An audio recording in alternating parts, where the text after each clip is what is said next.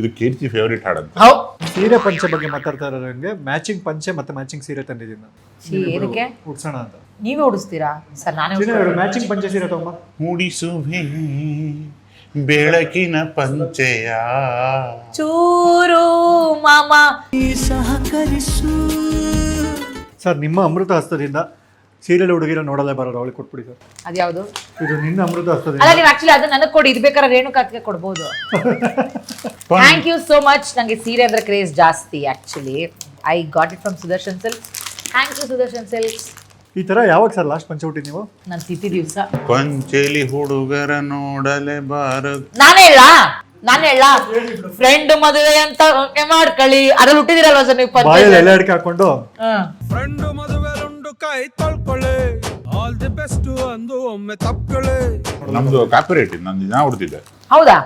ನನಗೆ ಆಲ್ಮೋಸ್ಟ್ 20 ವಯಸ್ಸಿಂದನು ಪಂಚೆ ಅಭ್ಯಾಸ ಇದೆ. ನೀವು